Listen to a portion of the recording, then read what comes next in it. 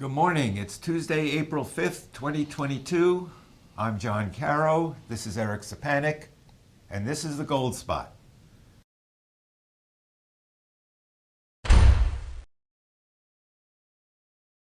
Can you tell me what's going on at the Fed? Well, you've got some pretty interesting change of direction in theory and what's being said by Jerome Powell. He referenced some interesting dates ranging from the 60s to the 90s of times when we saw inflation start to rise, but at the same time there was a soft landing that came after that, and therefore, you know what? No big deal. We can just keep printing money. We could continue to see inflation rise, and inflation's really not such a big deal anymore. I find this interesting coming off the heels of what we heard prior to this, so it's very contradictory. Now, here's one of the things that I think people really need to kind of consider right now. We've seen more and more free money being given out. What we're experiencing right now literally has nothing to do with the Ukraine or Russia or any of those things. This also stems all the way back from when we started with TARP and we bailed out the banks and all these banks came tumbling down and Ponzi schemes and all those other things.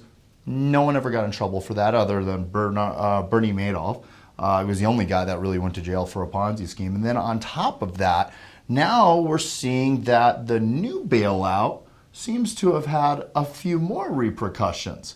And I believe you can enlighten us a little bit about that. You're talking about the money that was taken from the bailout money for companies and people. Mm-hmm. There was a story the other day, 80 billion with a B dollars have been stolen out of the 800 billion. And those people that were caught were the people who were careless and flaunted the Ferraris they bought with our money. The smart guys still have a lot more money out there and nobody's looking at it. Nobody's being investigated.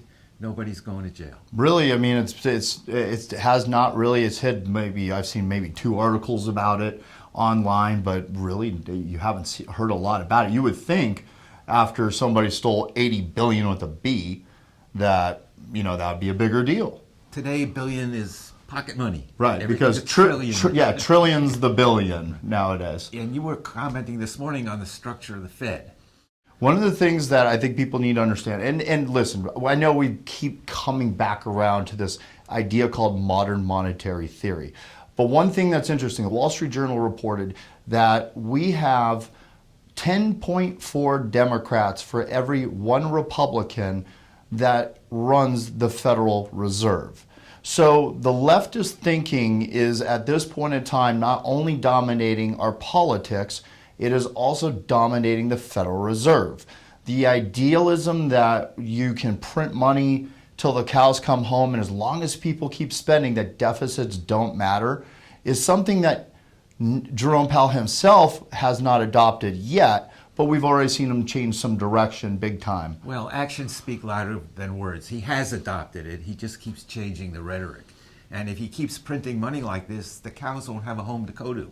I don't think so at all. I mean, another big thing that I think, and just there's so much going on right now, especially that people just get lost, and that I know people are getting frustrated with all the news that is out there, but I always like to say everything revolves around the money, the power. That's the thing that we need to keep our eye on as you know, a company that deals with, you know, a product that will counterbalance those inflationary pressures. And then also, last thing was what we saw, what's going on with the housing markets and what's pushing up some of our prices, especially for people that are renting. And if you could enlighten us about that. Rents are going up. I've heard stories, rents going up 25%. Here in the Phoenix area, we have the highest cost of living in the country. And it's not just the mom and pop shops. And it's everybody, and the guys in Washington just won't take their foot off the gas. The last thing I really think we need to also consider is that big companies like BlackRock and some of these others, there's a Toronto-based company,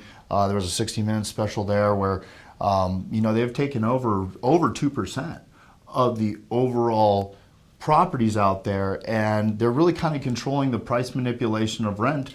And it's absolutely devastating, you know, people that are not making $300,000 a year, because inflation always hits the bottom rung first.